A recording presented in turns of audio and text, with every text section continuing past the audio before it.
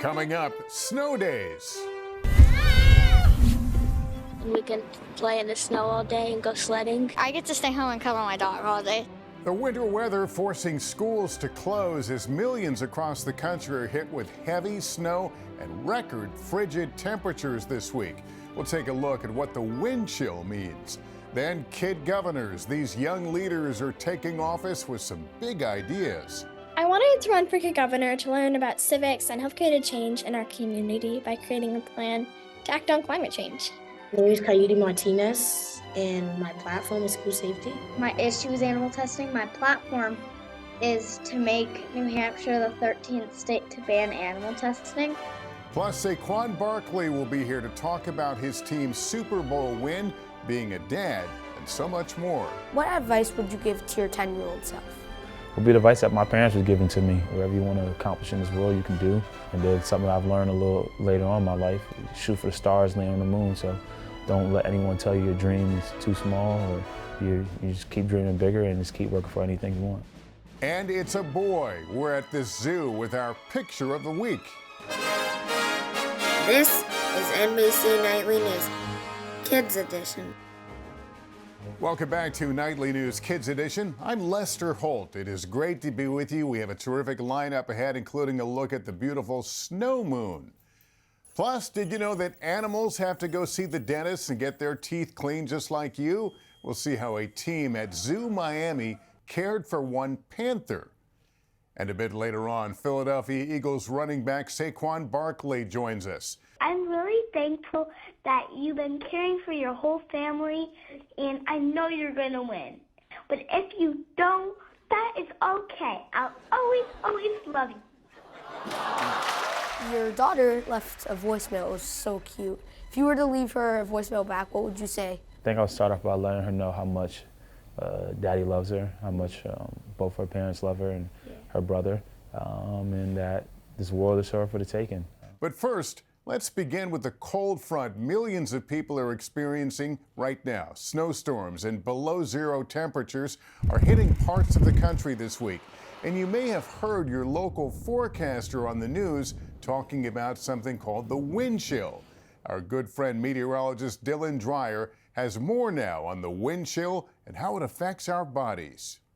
Lester, you are right. When it's cold and windy, we often mention the wind chill temperature, and we show it to you like this. The actual air temperature, for example, in Omaha is 1 degree, but when you add in the wind chill temperature makes it feel so much colder. It actually feels like minus 20 degrees in Omaha. So the windier it is, the colder the wind chill is. And here's why. When it's cold, our body tries to keep itself warm. It creates this thin, warm layer right near our skin. But when our skin is exposed to the wind blows that warm air layer away. The windier it is, the more that thin layer is whisked away. And as our body continues to lose heat, it makes us feel colder. That's why we also call the wind chill temperature the feels like temperature, because this is how it feels to us. The good news is that you can protect yourself from the wind chill temperature simply by bundling up and protecting your skin from the wind. Hats, scarves, gloves, coats, they all cover your skin and prevent the wind from blowing that warm layer away. So the next time you hear us talk about the wind chill temperature or the feels like temperature, that's the temperature you should dress for. And it's not just for us, it goes for our pets too. So if you see a dog wearing a jacket, it's not silly, it's actually keeping them warm. Lester, back to you. All right, Dylan, thanks so much. I learned a lot there. And while we're on the subject of weather, it's time for our pop quiz. The question this week, what is a storm with a lot of snow and extreme winds called? A blizzard, B, a tornado, or C, avalanche? I'll give you a few seconds to think about it.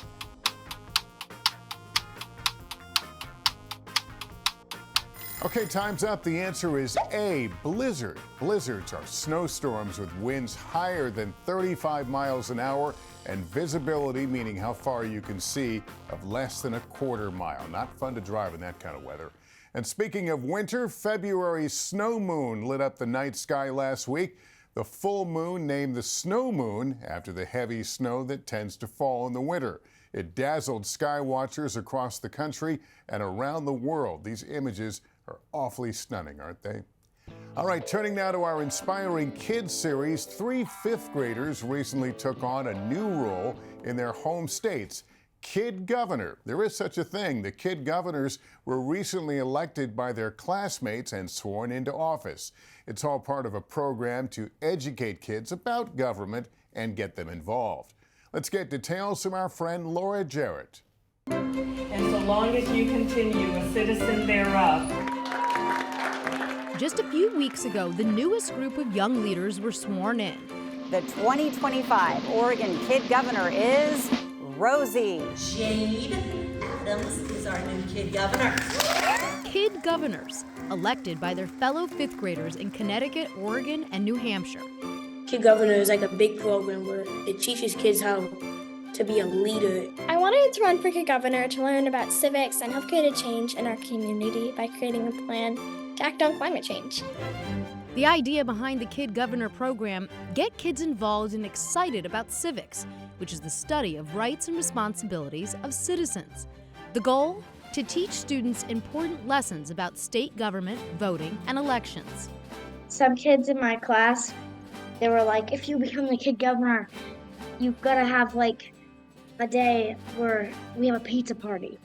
And I was like, no, I can't really do that. I mean, it has nothing to do with animal testing, but I'll think about it. In fact, each Kid Governor candidate runs on a platform, which is a set of issues important to them, and pledges to focus on them if elected. The students running must identify issues impacting their communities, do their homework by researching and looking for possible solutions, and come up with a campaign video. Hi, I'm Coyote, and I'm running for Kid Governor because I believe every student deserves to feel safe at school. Connecticut's Kid Governor Coyote Martinez ran on a platform to stop bullying and keep schools safe. Many students feel unsafe because of violence and bullying. If you feel unsafe, it's hard to focus on learning. We need to change that. My name is Coyote Martinez, and my platform is school safety. New Hampshire's Kid Governor Jade Adams, who is passionate about our four-legged friends, is focusing her attention on animal testing. Hi, I'm Jade, and I want to be your next Kid Governor. My issue is animal testing. My platform is to make New Hampshire the 13th state to ban animal testing. Meantime, Oregon's Kid Governor Rosie Lanega is taking up climate change in her home state. If I become the Kid Governor, I promise to work with you to make Oregon a better place. A vote for Rosie is a vote for a better, cleaner community. Climate change is important to me because I'm concerned about what's going to happen when there are heat waves and ice storms and wildfires that are making it hard for the plants and animals and people that call Oregon home. Oregon is a beautiful place, and I want to have it stay that way. Each Kid Governor also supported by a cabinet made up of other candidates who ran for Kid Governor. Throughout this year, each Kid Governor and their cabinet will meet regularly to help advance their platforms. But we'll hold like 30-minute Zoom meetings, and we'll talk about our plans and what we're going to do to act. And if you're curious about your own state government, this year's Kid Governors have some advice on what you can do to get involved. School is like a place where kids can actually say what they think. So I think that's why kids should like speak up and change things that's happening. I would say you don't have to be an adult to make a change in your community or to stand up for what you believe in. Speak on topics that are important to you and serve others. Kids engaging in civics in a program hoping to inspire the next generation of leaders. And maybe one day when I get older, I can even be president of the United States. All right, Laura, thanks very much. And kids, way to go. Good luck with your platforms. Okay, time for our picture of the week. A rare baby silvered langur just made his debut at the Bronx Zoo in New York City. The baby boy with his striking orange-colored hair was born back in November, and we're told within 3 to 5 months the baby will mature and develop a silver-gray coat just like his parents.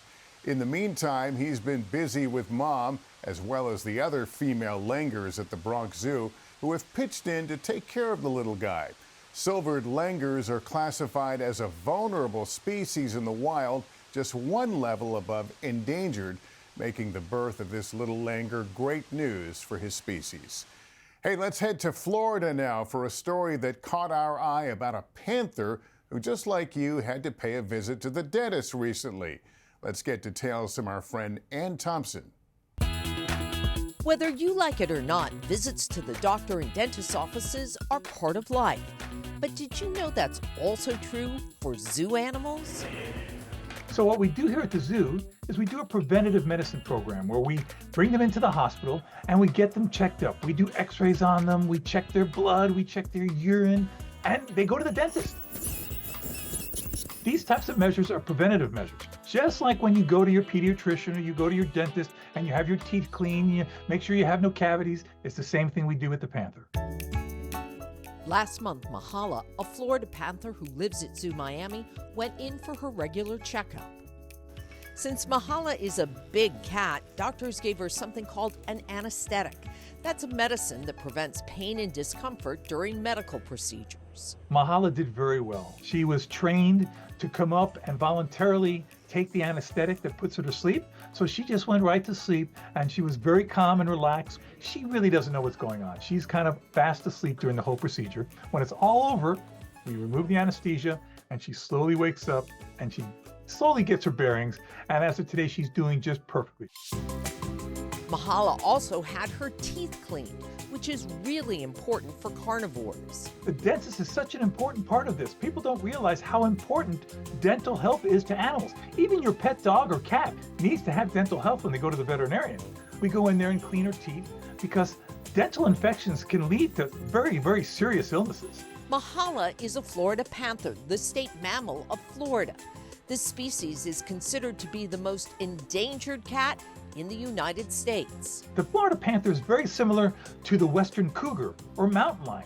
This is just kind of a subspecies that kind of evolved in the state of Florida. It is a highly endangered cat that at one time numbered just over 25 animals. But thanks to the Endangered Species Program and working together with U.S. Fish and Wildlife, we were able to actually monitor these animals, inject new bloodlines, and now there are over 200, and hopefully that population will continue to climb.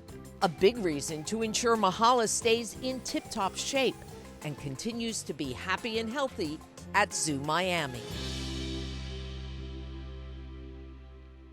And thanks so much. Finally, in this week's Kids Spotlight, the Philadelphia Eagles are still flying high after winning the Super Bowl. Our kids correspondent Joaquin caught up with one of the stars of the team, Saquon Barkley. Fly, Eagles, Fly has taken over a whole new meaning for running back Saquon Barkley. Saquon and his team have soared all the way to a 40-22 victory over the Kansas City Chiefs in Super Bowl 59. Saquon taking home the Vince Lombardi Trophy his very first season in Philadelphia. Good morning, Saquon. First of all, how does it feel to win a Super Bowl? It's amazing. It feels great. You put a lot of hard work in from the beginning of the off-season camp. The season's super long too, and to get there and accomplish the goal that we all set out makes it even more special. Saquon is known not just for his championship and record-breaking yards rushed this season, but also for being a great team player. In your opinion, what makes a good teammate? You know, you get in a sport and you have a lot of individuals, and you can't let your individual goals corrupt the team goals. That has to be the mindset. It's team first, and I think being a great teammate is doing anything it takes to win. Hi, Daddy. It's Jada.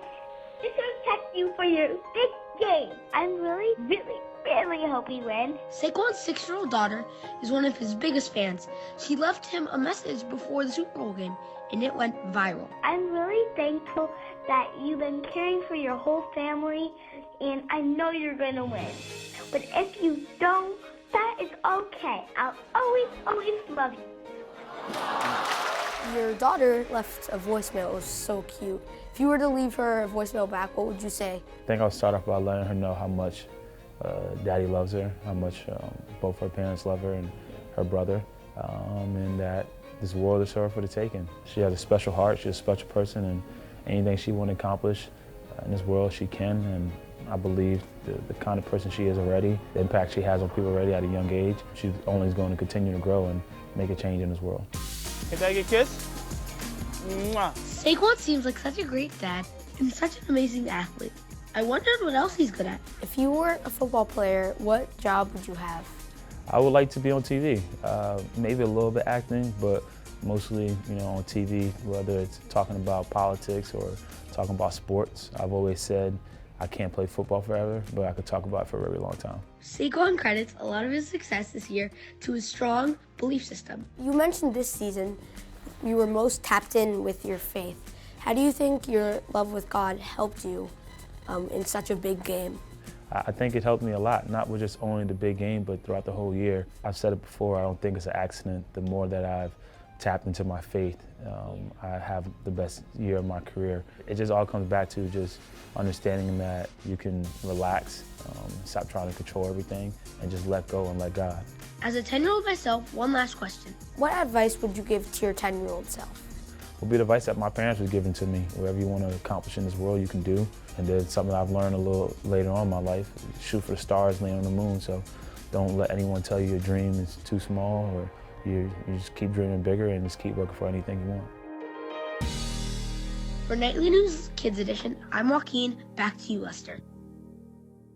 Joaquin, thanks very much. What a great opportunity. That was terrific. And Saquon, so great to have you join us as well. And congratulations. Well, that's going to do it for us. Parents, just a reminder, if your child has a question about any topic in the news, email a video to us at nightlynewskids@nbcuni.com. You can also follow us on Instagram at nightlykids. Thanks for watching, everyone, and remember to take care of yourself and each other. So long.